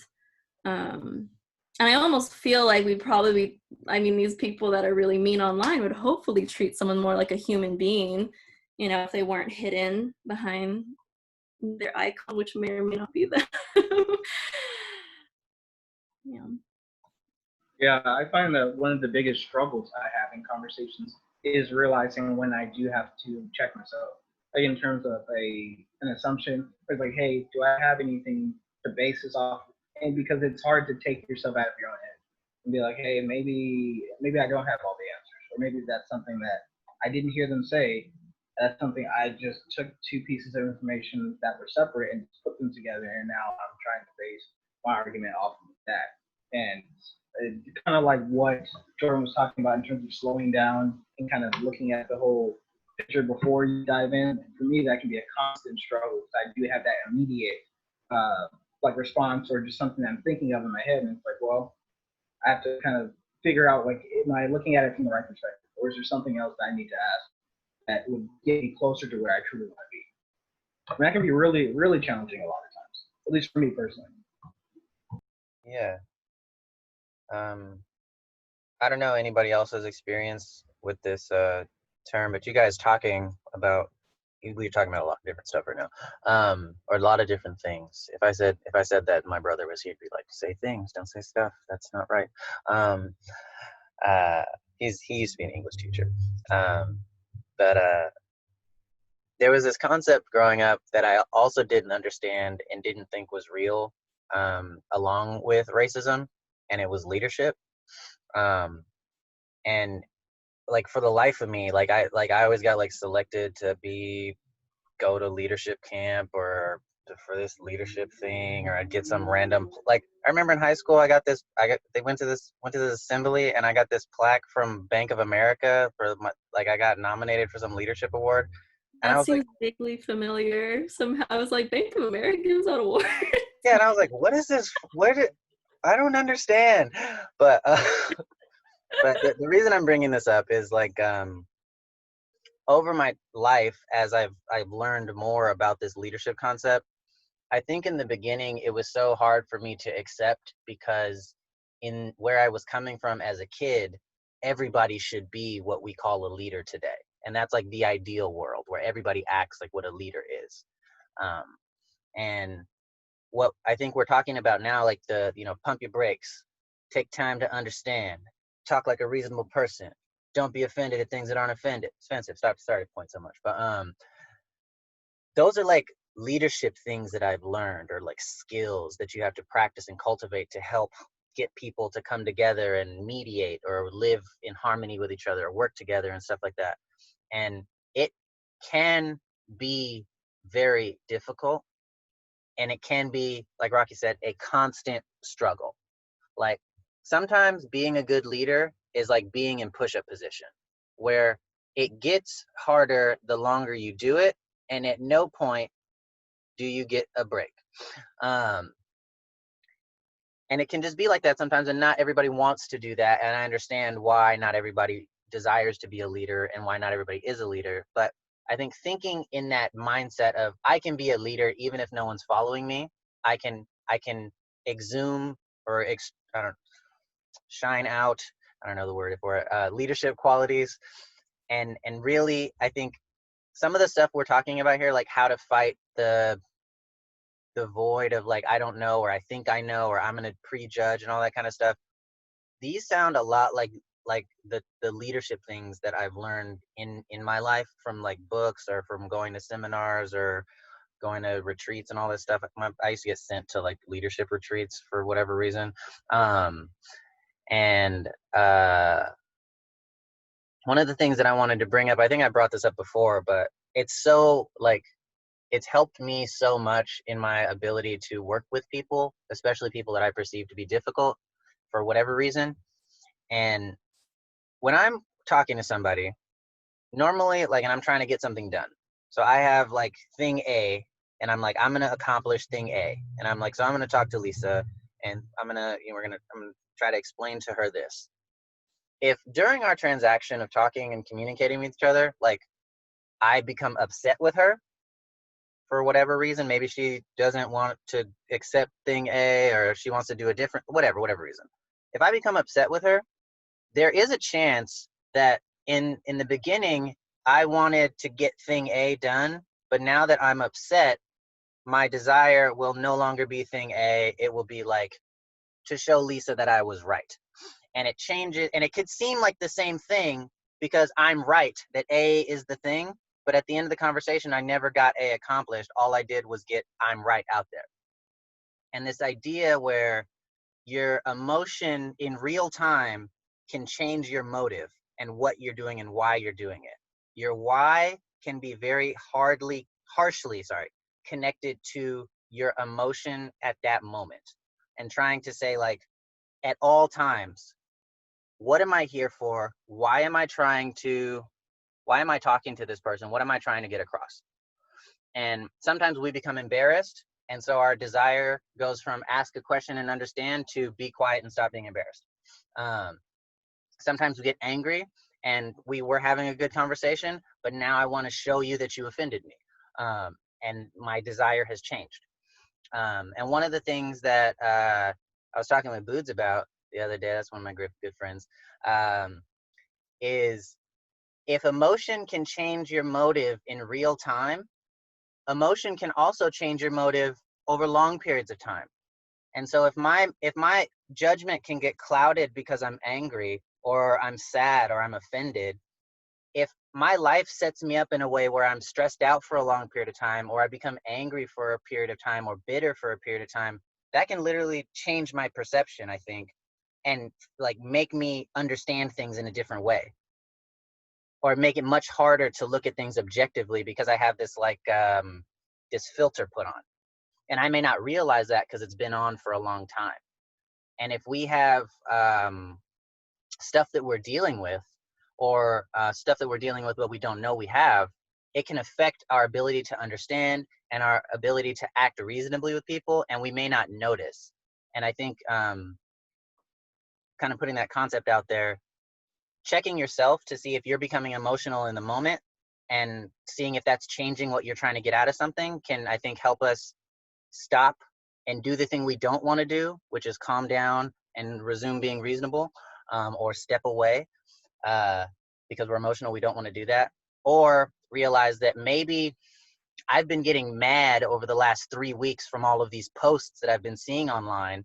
And even though I'm not particularly angry at this moment, I've been getting this rage or this unsettlement built up in me, and it's causing me to make decisions a certain way, or it's causing me to think, prejudge a certain way. And maybe I should step back and just turn off Facebook for a minute and come back to Jordan. And now we can talk. And then understanding that other people can be doing that too. And maybe that's why it's hard for them to understand you, or hard for them to level with you, because maybe they're dealing with some emotional filter that they maybe have put on 5 seconds ago. Or it could be difficult to be, locked in your New York apartment for months on end because quarantine is here, and that could be very stressful. And that could be the reason that it's hard to communicate with this person, not because they're not reasonable. So kind of bringing that up as an idea to share. Sorry for interrupting, but my battery's running low, so I'm going to have to check out. Bye, But Rob. all of those are great points, great points. And I'll talk to everyone later. Bye. Okay.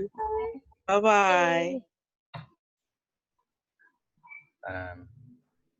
Yeah, I always think that, like, we can get really focused on like particular issues in a moment, and we can say like, oh, racial equality is important, or defunding the police is important, and that can get us to become emotionally attached to something. It gives us like a scaffolding to attach our emotions to. And now that we've started building this building of emotions, to kind of like further down this rabbit hole of this metaphor, it can be hard to take it down because it's like it has scaffolding, and it's like buildings are hard to take down. And to be careful and try and do this really hard thing of every time I talk to a new person, or every time I read a new article, or every time I watch a new movie, to do it with fresh eyes, to do it not as a radical, to be like, okay, I'm going to watch this and get what I can from it. And I'm not going to say like, oh, another social justice movie, or, oh, another whiny black lady talking about how she gets this and that. Like, no, don't do that. Be like, this is a person that I don't know, or this is a person I haven't heard from, and I'm going to listen to them. Okay, I'm done. Okay. I was going to chime in like way long ago, but I apologize for my lack of internet connection. This goes back to Rocky's first thing about like the alias, and then want to do a shameless plug about logical aliases, which at least for me it started making me even recognize. So for people who don't know, Jordan did this amazing podcast specifically about a term you made up, logical alias, which you kind of just like framed up again, where it's kind of like sometimes when people feel so right about a point, and all of a sudden you might have like, oh, I don't know if that's true, they will like go to like ends and needles in my mind to like prove that that point is right, even if they start seeing that there might be some fallacies, but keep trying to like still have that scaffolding or that part be built up, even if there might be things that are wrong. And one thing that take even on that side, like my curiosity is like realizing that there's, like people were saying on this conversation of like, oh, this guy was on camera saying like racial slurs. Like, are there a lot of examples of like leaders or people that we exemplify as like good examples of like how to deal with conflict that have actually openly admitted on camera or like conflict resolution where they were wrong and they actually like have rectified it without them being caught? Because I think it is very interesting that as like humans, we know that is something that we go through, like that struggle of like, hey, I said something that might not be correct. I want to talk it through. But I think just as like a trigger point, humans, like we do like to jump on that and say like, oh, they're wrong. Or like Jordan saying like, oh, I don't want to listen to that person because I already have this idea of what it's already going to be. So I think it is really interesting just in general to know like based on like aliases or definitions of how we see things, how we're portraying them, how often we don't give like that benefit of the doubt that people are able to shift. And like, I don't know, like I'm kind of opening it up because I would love to see more examples, because as a person realizing that's something that we all kind of go through, like, hey, I said something back in freshman year that like I no longer agree with. Like, I don't remember her name. She's not here anymore, but I think it's oh, I'm gonna mess it up. It's Gauri. Gauri, was that how you pronounced it? Yeah, Gory. Dang it, Gauri. Okay, I wish she was still on the call, because one of the things that, and it's such a small thing, but she had specifically started talking about when I came on was like how certain festivals exemplify certain cultural things. And like I didn't know that. I mean, I never went to Coachella, so at least in my mind, like I kind of see that as like the Burning Man culture that I kind of have lived in these last 5 years. And it's kind of interesting that like when I first came back, people thought it was very like, oh, so all you did was sex, drugs, and ran around naked. I'm like, no, I learned about meditation, and I now practice Reiki, and right now I'm going through the shaman practices. But like, I understand that's not like a normal thing that a lot of people talk about. But it is interesting, 5 years later, the culture of Burning Man is now like celebrities who come dressed in like, I don't know how they survive out there.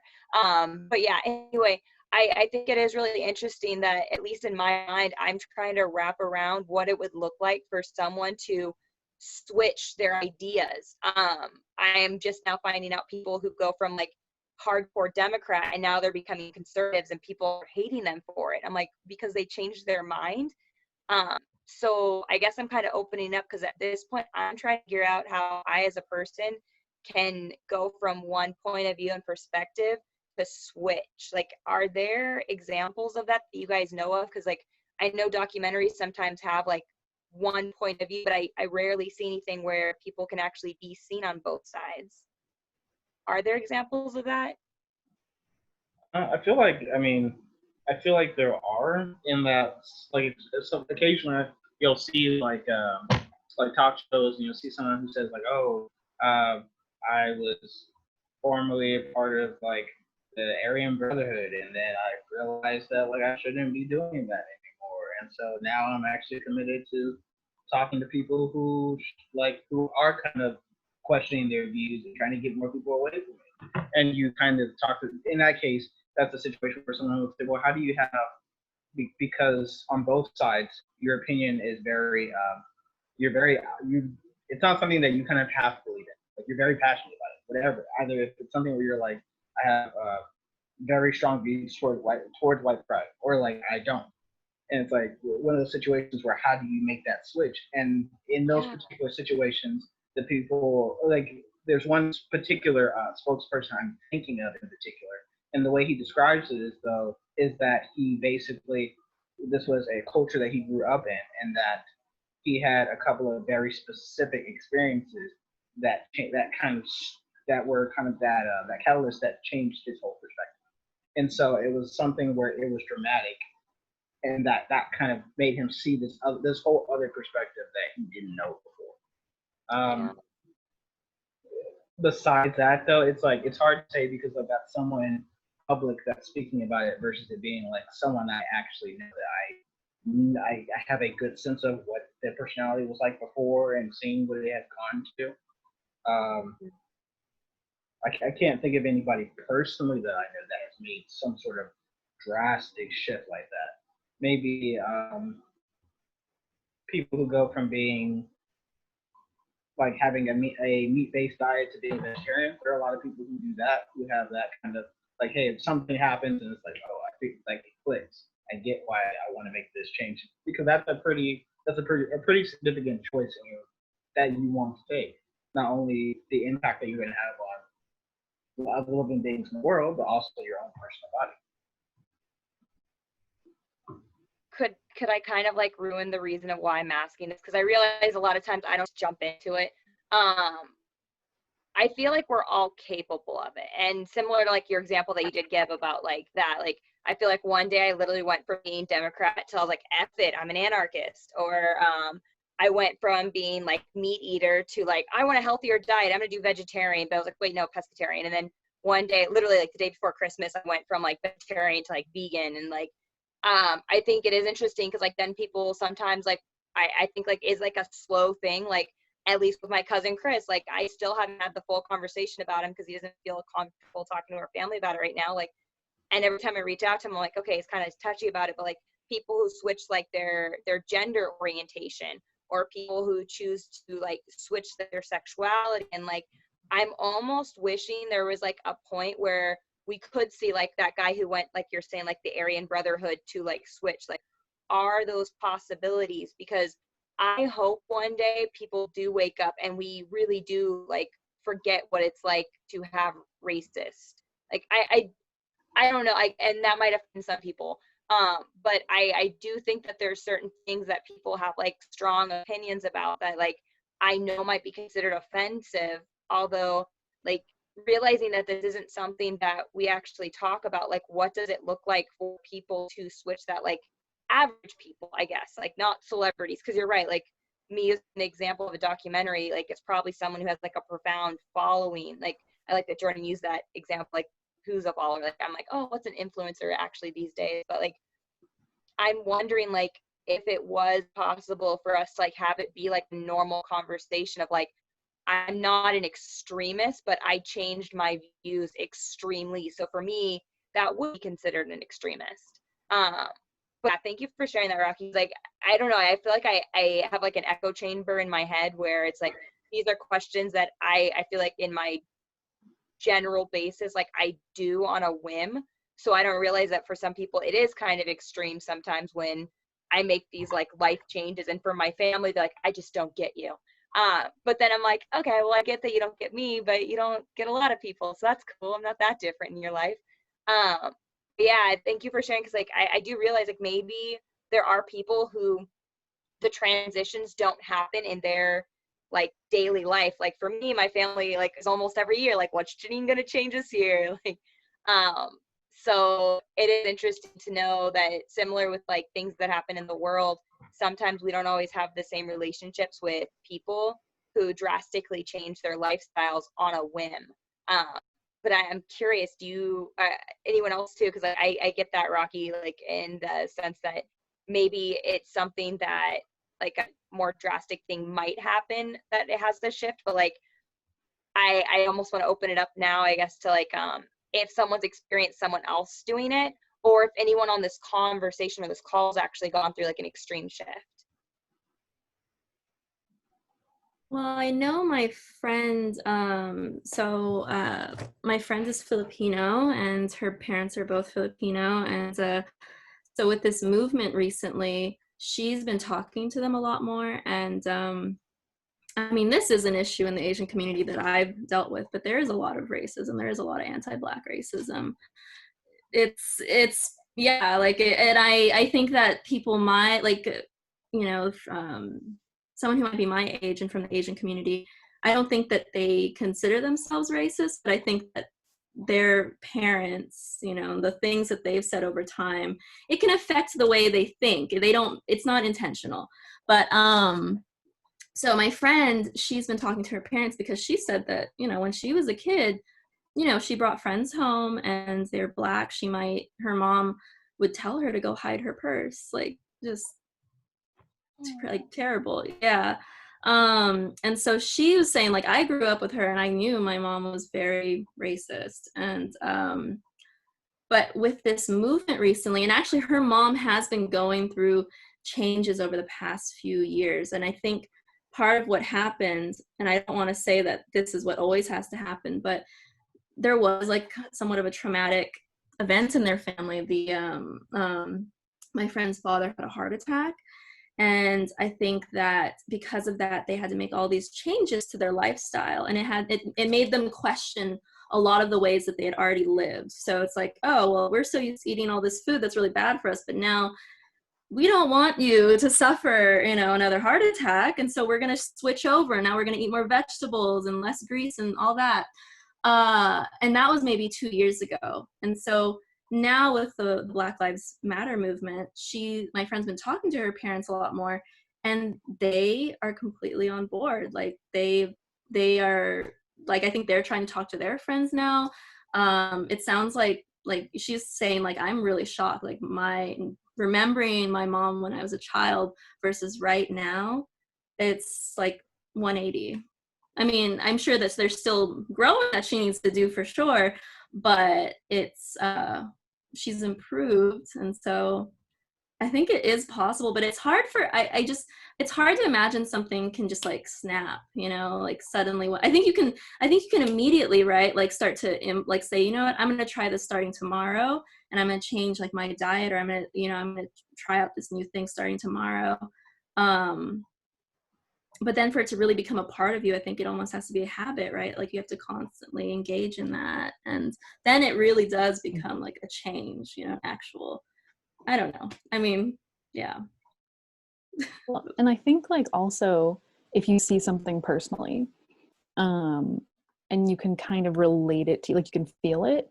For example, I know somebody who basically wasn't really necessarily aware of how Black people were treated, right? So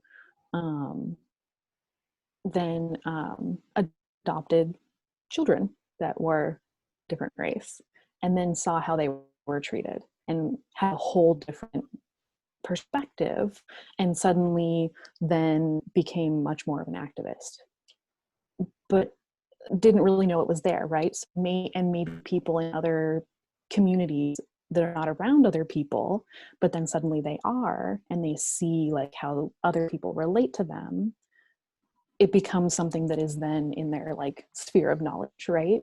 So I think it kind of depends on what you come in contact with and what you see, because if it's not something that you experience, maybe you don't you don't know it exists, right? Because you haven't dealt with it. And so I think especially like around stuff like this, like it's so important to, I guess, be open to change. Because I know like for me, like, you know, a couple weeks ago, I could feel that I had like a lot of defense, right? And, you know, people would tell me like, this is how you are. And I'd be like, that's not how I am. And then I had to kind of stop and go, oh, that's what you think. Okay. And so just kind of having to shift myself and how I react. And because I hadn't really been around that kind of reaction before, and I hadn't really been around people like that before. And so I actually started opening up my sphere of like, I'm going to just, instead of having only people like me around me, I'm going to have other people that are not like me and listen to what they're saying. So then I'm like, wow, okay, understand things a little bit more about why they're reacting that way, instead of just going, that's a crazy reaction, why are they doing that? So it helps me understand. And so I think it can be, you know, different ways. It really depends on the person, but I see a lot of people changing now because they're seeing a lot of different things that they just didn't see before. Okay.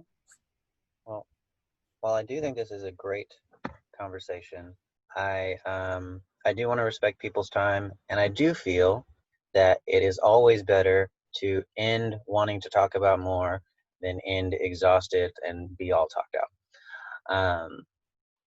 And so I wanted to thank you guys for coming, and I feel kind of bad. I always feel bad about cutting people off. Oh, I was done. Yeah, don't feel bad. You actually created this conversation, so thank you for having the space. Oh, you're welcome. But I encourage you guys, if you have questions for each other, like talk to each other outside of this. Ask questions offline, and go talk to other people. I set this up as kind of like a safe space to come in case you had nobody to talk to, or you wanted to pitch ideas to strangers or hear other people's stories. But I don't want this to be the one place you come every week to talk to people. I want this to be a place that you come and then it makes you inspired, or it like fills you up, so you go out and talk to other people, and maybe you got some negative feedback this week and you're like, man, I don't understand that, and then like you can come here and say like, hey, I got this experience, can we talk about it? And then it helps you go back out in the world. So thank you guys for coming, and I am planning on doing this every week during social justice season, and then at least once a month after social justice season for the foreseeable future. Because I think right now it's very important to have a place to, on a much more regular basis than once a month, to like make sure we're checking in on each other. And if you really, sometimes when you have something inside of you, the longer it sits, the worse it gets. And I don't want you guys to like, I'd much rather do this every week than have someone sit for a month and be all anxious and afraid and all this stuff. And then like, we're gonna do once a week from now. But yes, you're welcome, Jaime and Nikki. I don't know if you guys are gonna sign off right now, but you guys are welcome. And so that's what's happening. It's gonna go on next week. And before I closed and we all said bye to each other and stuff, I wanted to pose an interesting question, like some food for thought for the week.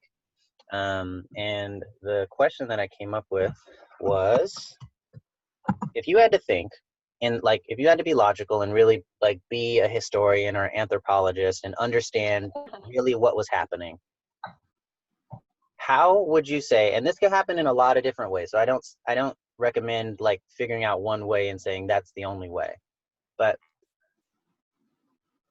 everybody that's a racist, assuming actual racists exist, everybody that is a racist became a racist. Nobody is born a racist. Nobody is born with any ideology. People become racists. And how does that happen? And I'd love to have a talk about this next week, but like, how do people become racist? Do they just wake up on their 15th birthday and they're racist now? Like really, how does that happen? And I think looking into the origins and looking into the history of things often can help us with reconciling and understanding and being more empathetic. So I'd kind of like leave that food for thought. If you had some questions over the week or whatever, feel free to DM me or call me or whatever. I love talking to people, but I'm done talking, and I'm gonna shut this off at 8:15. So we got like 5 more minutes in case you wanted to say anything. But thank you guys. Thanks, Jordan. Question. This actually goes for you and Rocky, because I know you guys are having a reality chat and this comes afterwards, but is that still going to be happening? I think it's about speciesists. And will that have any of those types of conversations in it? That was yesterday. Dang it! But it is recorded and it's on my Instagram. Okay. And I didn't use the word specious because I wanted to be a good person and not make people feel like, what are they talking about? Even though specious is such a great word. Specious means on the surface, it seems to make sense, but when you dig into it a little bit, it actually doesn't make any sense. And that's a specious concept. And so I love that word, but I didn't want to just throw it out and keep going. And then people are like, because I learned it in a book like 2 weeks ago. But I think it has a lot to do with that. We had to talk about what the dangers of when you want something to be really simple and you ignore the complexities of something in favor of the simplicity. Like, not that simplicity is bad, but when you're like simple. And I think racism is that, because you're like, black is good, white is bad, very simple. But it ignores a lot of the complexity, and I think that's what sucks the humanity out of it. It's that you're focusing so much on the simplicity. And so yeah, I think the talk is kind of about that. Yeah. Well, I will follow up on that. And thank you everyone for being on this call. Like, even the people who signed off, like, I learned so much from like this group of whoever actually does log on. So thank you so much. Yay. It was good to meet you. Likewise. So thank you guys. Go out, be nice to people, listen to people, and try to change the world. Thanks, Frodo. Thanks, Take care. Jordan. Bye, Bye, guys. guys. Bye.